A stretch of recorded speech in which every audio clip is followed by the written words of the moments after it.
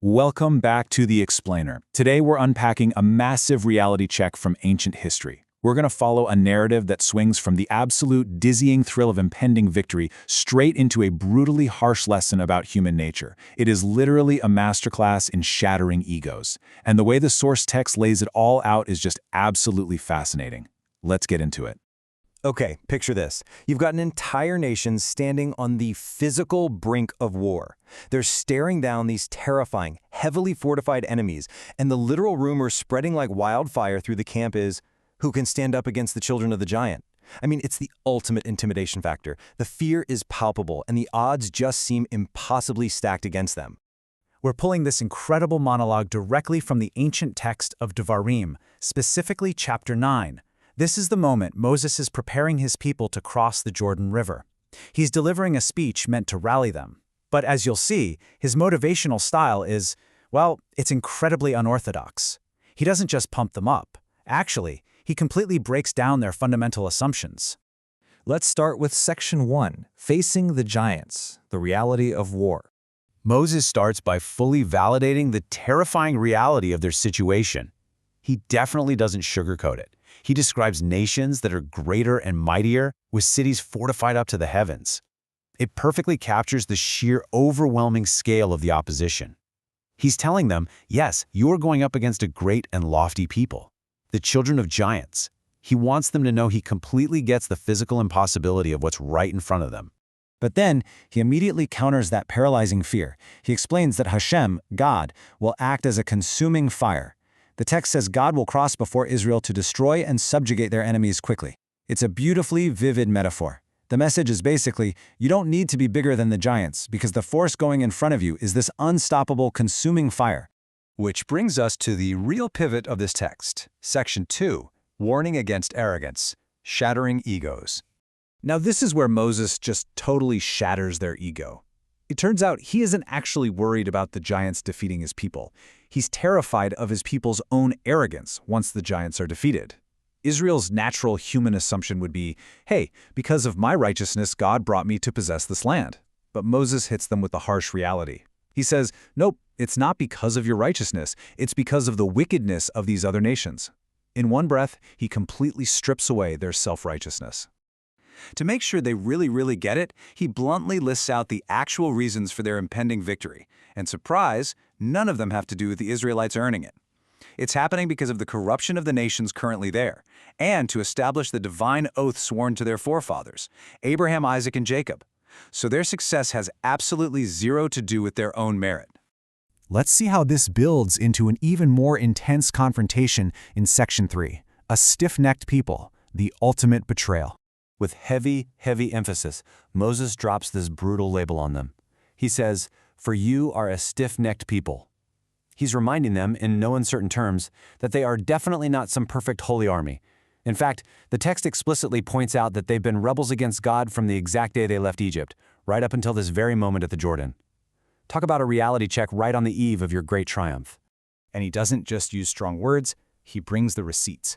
He forces them to look back at their ultimate failure at Horeb in the wilderness. He reminds them of how he went up the mountain to receive the stone tablets of the covenant, staying up there for 40 days and 40 nights without a single bite of bread or drop of water. This perfectly sets the stage for one of the most infamous moments in history, Section 4, the Golden Calf, a stunning betrayal. The tragedy here is all about the sharp contrast. For 40 long days, Moses is up there fasting, enduring extreme physical deprivation just to receive this incredible divine covenant. But right at the very end of those 40 days, exactly as he receives the inscribed tablets, God urgently tells him to get down there. Why? Because while Moses was sacrificing everything above, the people down below had instantly corrupted themselves. They strayed so quickly and literally built themselves a molten image. When you read the original text side by side, you can truly feel the tension skyrocketing. The tone shifts to absolute devastation. It describes God looking at this stiff-necked people and reacting with a blazing, destructive anger. In fact, check out this chilling quote straight from the source. God tells Moses, "Release me, and I shall destroy them and erase their name from under the heavens. And I shall make you a mightier, more numerous nation than they." I mean, pause and think about the weight of that.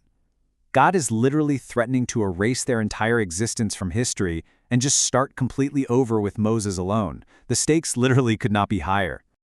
So Moses turns and heads down a mountain that is quite literally on fire. He's holding the 2 tablets of the covenant, he sees the molten calf, the ultimate betrayal, and in this shocking, deeply visceral act of devastation, the text tells us Moses throws the tablets and violently smashes them right in front of everyone's eyes. It's a powerful visual. The broken covenant perfectly mirrors the broken relationship. But the story doesn't end in destruction, thankfully. That brings us to the critical aftermath in Section 5.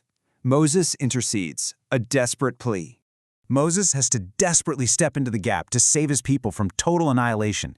He immediately throws himself down before Hashem again. He goes through another grueling 40-day and 40-night fast. Again, no bread, no water. He is terrified of the blazing anger directed at the Israelites. The text even notes that God was ready to destroy Aaron too, so Moses has to deliberately pray to save his own brother.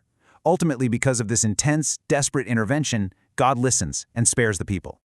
But of course, forgiveness doesn't just mean sweeping it under the rug. To make sure the sin is entirely eradicated, Moses takes the actual golden calf and aggressively dismantles it. He doesn't just break it, he burns it in fire, pounds it, and grinds it well until it is nothing but fine dust.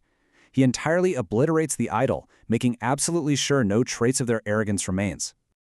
Moses wraps up this massive historical reality check with one final, definitive reminder. He tells the people they only survived and they'll only conquer the giants ahead of them with your great strength and your outstretched arm. Their success belongs entirely to God's power, not their own perfection. Which leaves us with a really powerful thought to reflect on today.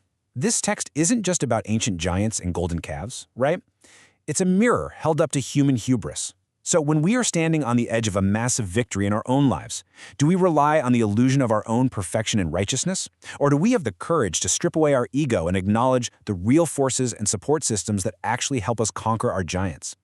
It's a timeless question, for sure. Thanks so much for joining me for this explainer, and I'll catch you next time as we keep unpacking the world's most fascinating source materials.